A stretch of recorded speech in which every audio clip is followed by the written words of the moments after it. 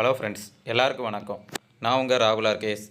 முன்னாடிலாம் பார்த்தீங்கன்னா group one எக்ஸாமை பொறுத்தவரை பார்த்தீங்கன்னா நம்ம ஸ்கூல் புக்கில் line by line 6th to 12th வரை எல்லாமே படிச்சுட்டு போவோம். அதிலிருந்து கேட்குற கொஸ்டின்னு கரெக்டாக எழுதிட்டு மீதி எங்கேருந்தோ வருது அப்படின்னு நாம் அது லிஸ்ட்லேயே வைக்க மாட்டோம். மீதியெல்லாம் பார்த்தீங்கன்னா எலிமினேஷன் மெத்தடு, அப்புறம் பார்த்தீங்கன்னா ஏதோ ஃப்ளூக்கில் நமக்கு வந்தால் போதும் அப்படின்னு நாம் நினச்சிட்டு இருந்தோம்.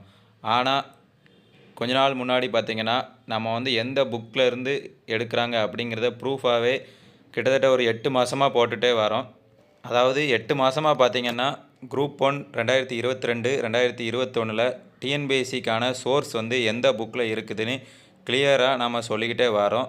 இப்போ பார்த்திங்கன்னா ஸ்கூல் புக்கு போக ஏதாவது ஒரு ஸ்டாண்டர்ட் ஆத்தர் புக் படிக்கிறது கட்டாயமாயிட்டு.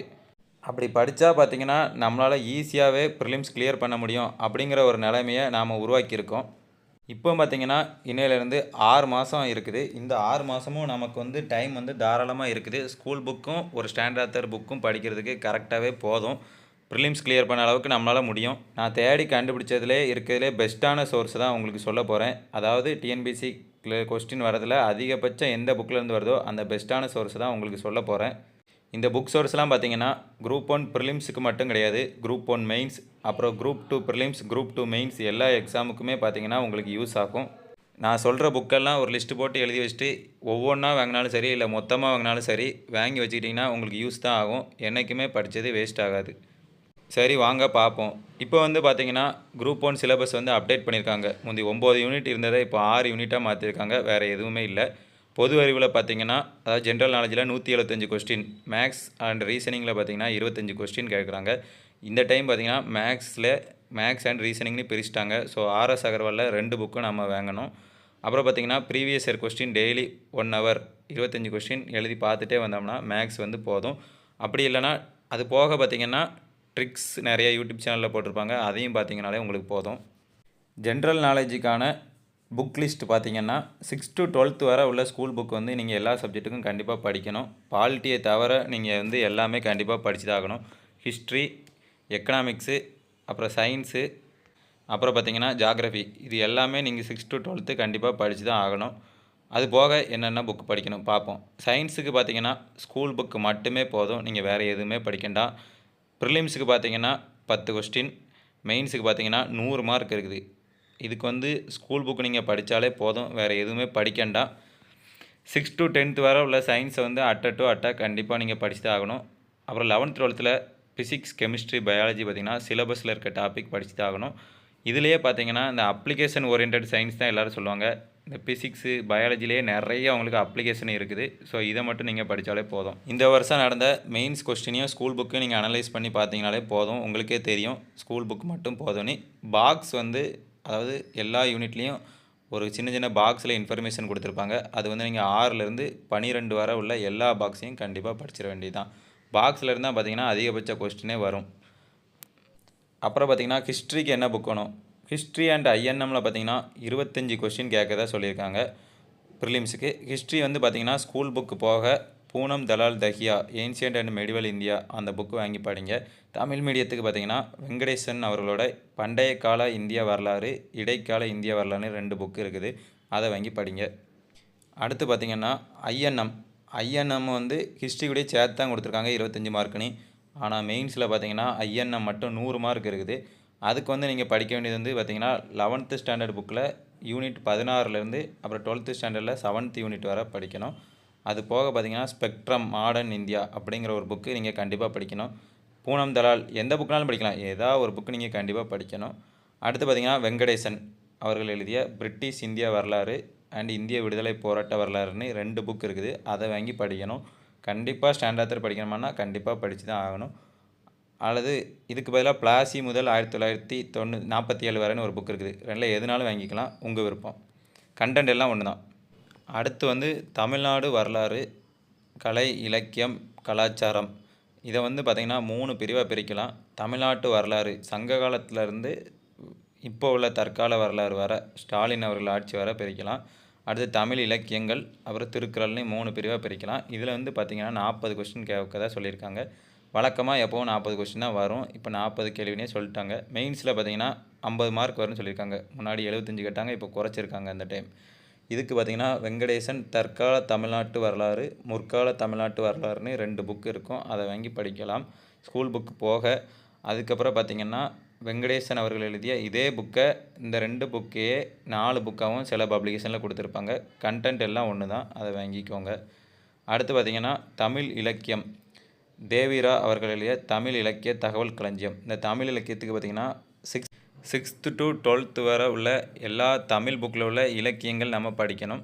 அது போக பார்த்திங்கன்னா தேவிரா புக்கு படிக்கணும். அப்புறம் திருக்குறள் வந்து ஸ்கூல் புக்கில் படிக்கணும். அல்லதுனா ஏதாவது ஒரு ஆத்தர் வந்து விரிவுரையாக்கமாக எழுதியிருப்பாங்க, அதை நம்ம படிக்கணும். அடுத்து பார்த்திங்கன்னா தமிழக வளர்ச்சி நிர்வாகம். முன்னாடி வந்து பார்த்திங்கன்னா யூனிட் 9லேருந்து இப்போ வந்து பார்த்திங்கன்னா எக்கனாமிக்ஸ் கூட சேர்த்துட்டாங்க. ப்ரிலிம்ஸில் பார்த்திங்கன்னா எக்கனாமிக்ஸும் இதுவும் சேர்ந்து 50 கொஸ்டின் கேட்கறதா சொல்லியிருக்காங்க. இந்த வளர்ச்சி நிர்வாகத்துக்கு பார்த்திங்கன்னா நம்ம படிக்க வேண்டியது இங்கிலீஷ் மீடியத்துக்கு Tamil publication, social issues in India and Tamil Nadu, Pa Siva சமூக பொருளாதார பிரச்சனைகள். இந்த புக்கு படித்திங்கன்னா ப்ரிலிம்ஸ் அட்டன் பண்ண முடியும். மெயின்ஸுக்கு பார்த்திங்கன்னா சோசியல் இஷ்யூஸ் மட்டுமே 100 மார்க் கேட்கதா சொல்லியிருக்காங்க. மெயின்ஸுக்கு பார்த்திங்கன்னா இந்த தமிழ் பப்ளிகேஷன், பா சிவா புக்கே உங்களுக்கு போதுமானது. இதை படித்தாலே நீங்கள் வந்து நல்லாவே கிளியர் பண்ண முடியும். 100 மார்க்கும் உங்களால் அட்டன் பண்ண முடியும். அடுத்து பார்த்திங்கன்னா ஜாகிரபியை பொறுத்தவரை பார்த்திங்கன்னா ப்ரிலிம்ஸில் 10 கொஸ்டின் கேட்கறதா சொல்லியிருக்காங்க. மெயின்ஸில் வந்து 75 மார்க். இதுக்கு வந்து மாஜித் ஹுசைன் புக்கே போதுமானது. ஸ்கூல் புக்கு போக மாஜித் ஹுசைன் போதுமானது. மாஜித் ஹுசைன் தான் பெஸ்ட் புக்கு. நீங்கள் அதில் இருந்து அதை படிச்சுட்டே வரும்போது ஸ்கூல் புக்கில் இருக்க பாயிண்ட்டை நீங்கள் அதில் ஆட் பண்ணாலே போதும், வேறு எதுவும் செய்ய வேண்டாம். தமிழ் மீடியத்துக்கு இன்னும் சரியான புத்தகங்கள் கிடைக்கவில்லை. இந்திய பொருளாதாரம் இதுவும் பார்த்திங்கன்னா இதுவும் டெவலப்மெண்ட் அட்மினிஸ்ட்ரேஷனும் சேர்த்து தான் 50 கொஸ்டின் கேட்கறதா சொல்லியிருக்காங்க. மெயின்ஸில் எக்கனாமிக்ஸ் மட்டும் 100 மார்க் கேட்கறதா சொல்லியிருக்காங்க. ப்ரிலிம்ஸில் பார்த்திங்கன்னா 2 சேர்த்து 50, மெயின்ஸில் பார்த்திங்கன்னா 200 மார்க்கு. ஸோ ரொம்ப important topic. Ramesh Singh Indian economy படிக்கணும் ஸ்கூல் புக்கு போக. டேரெக்டாக ஸ்கூல் புக்கில் ஃப்ளோ சார்ட் கொடுத்துருப்பாங்க, அதிலிருந்தே டேரெக்டான கொஸ்டின்லாம் வந்திருக்கு. ஸோ ஸ்கூல் புக்கையும் நம்ம மிஸ் பண்ணக்கூடாது. அப்புறம் பிரகதீஷ் பப்ளிகேஷன் கண்டிப்பாக படித்து தான் ஆகணும். தமிழ் மீடியத்துக்கு ஸ்கூல் புக்கும் கண்டிப்பாக படிக்கணும், இதுவும் படிக்கணும். அடுத்து பார்த்திங்கன்னா இந்திய அரசியலமைப்பு பார்த்திங்கன்னா ரொம்ப முக்கியமான டாபிக். 175ல் 40 கொஸ்டின் இதில் இந்த ஒரு டாப்பிக்லேருந்து மட்டும் வரும். இதுக்கு வந்து ஸ்கூல் புக்கில் தப்பாக படிச்சுட்டே இருக்காதிங்க.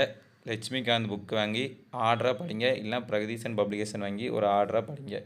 இது போக பார்த்திங்கன்னா 11லேயோ 12லேயோ சமூக நீதினு ஒரு பாடம் இருக்குது. ஒரு பாடமோ 2 பாடமோ இருக்குது, அதை மட்டும் படிங்க. வேறு எதுவும் நீங்கள் ஸ்கூல் புக்கில் படிக்கணும் இல்லை. அப்புறம் ஸ்கூல் புக்கில் வந்து இடஒதுக்கீடு சம்மந்தப்பட்டமாக 11th ஸ்டாண்டர்டில் கொடுத்துருப்பாங்க, அதையும் சேர்த்து படிங்க. வேறு எதுவும் படிக்கணும்னு அவசியம் இல்லை. அப்புறம் பார்த்திங்கன்னா கரண்ட் அஃபேர்ஸ் பார்த்திங்கன்னா யோஜனா அல்லது திட்டம். யோஜனா வந்து இங்கிலீஷ் மேகசின், திட்டம் வந்து தமிழ் மேகசின், மத்திய அரசால் வெளியிடப்படுது. மெயின்ஸுக்கு ரொம்ப யூஸாக இருக்கும். தமிழ் அரசும் அப்படி தான், மெயின்ஸுக்கு ரொம்ப யூஸாக இருக்கும். வாங்கி படிங்க. இவ்வளோ நேரம் நாம் பார்த்தது பார்த்திங்கன்னா ப்ரிலிம்ஸ் புக்கு. இப்போ மெயின்ஸ் புக்கு என்னெல்லாம் பார்க்க போகிறோம். ப்ரிலிம்ஸ் மாதிரியே தான் மெயின்ஸும். ஹிஸ்ட்ரி புக்கு மட்டும் உங்களுக்கு தேவைப்படாது, எக்ஸ்ட்ராவாக இன்னும் புக் வாங்கணும். ஹிஸ்ட்ரிக்கு பதிலாக தான் ஆர்ட் அண்ட் கல்ச்சர், கலை மற்றும் கலாச்சாரம், நிதின் சிங்கானியா அப்படின்னு ஒரு புக் இருக்குது, அது வாங்கி படிக்கணும். பெரிய புக்கு தான், இருந்தாலும் வேறு வழி இல்லை. மெயின்ஸில் நம்ம மார்க் எடுக்கணும்னா அப்படியே கொஸ்டின்லாம் டேரெக்டாக எழுதுனா இந்த மாதிரி ஆர்ட் அண்ட் கலை மற்றும் கலாச்சாரம்னு ஏதாவது ஒரு புக்கு வாங்கி படித்து தான் ஆகணும். அப்புறம் லட்சுமிகாந்த் புக்கில் பார்த்திங்கன்னா அட்மினிஸ்ட்ரேஷன் ஒரு புக்கு இருக்குது. பப்ளிக் அட்மினிஸ்ட்ரேஷன் அல்லது கவர்னன்ஸ்னு 2 புக்காக கொடுத்துருப்பாங்க, ஏதாவது ஒன்று வாங்கணும். அப்புறம் தமிழ் மீடியத்துக்கு பார்த்திங்கன்னா தமிழ் பப்ளிகேஷனில் வந்து நிர்வாகம் அப்படின்னு ஒரு புக் இருக்குது, அதை வாங்கி படிக்கணும். Governance, disaster management. கவர்னன்ஸ் பார்த்திங்கன்னா லட்சுமிகாந்த் அட்மினிஸ்ட்ரேஷன் புக்லேயே இருக்குது. தமிழ் புக் வாங்கினீங்கன்னா அது இன்னும் அப்டேட்டடாக கொடுத்துருப்பாங்க, ஸோ அதை வாங்கலாம். டிசாஸ்டர் மேனேஜ்மெண்ட் வந்து மாஜித் ஹுசைன் புக்கில் இருக்குது. அப்படி இல்லைனா இன்னும் அப்டேட்டட் வெர்ஷனாக பார்த்திங்கன்னா தமிழ்நாடு எக்ஸ்ட்ரா கொடுத்துருக்காங்கன்னா தமிழ் புக் தான் வாங்கணும். அதாவது இங்கிலீஷ் மீடியத்துக்கு லட்சுமிகாந்த் புக்கு, தமிழ் பப்ளிகேஷன் வாங்கணும். தமிழ் மீடியத்துக்கு தமிழ் பப்ளிகேஷன் மட்டும் போதுமானது அட்மினிஸ்ட்ரேஷன் டாப்பிக்கு. அடுத்து எத்திக்ஸை பொறுத்தவரை பார்த்திங்கன்னா இது வந்து 2024 குரூப் 4ல் புதுசாக ஆட் பண்ண டாபிக். யூபிஎஸ்சியில் வருஷம் இருக்குது. இதுக்கான பெஸ்ட்டு புக்கு பார்த்திங்கன்னா லெக்சிகான் பை கிரானிக்கல்.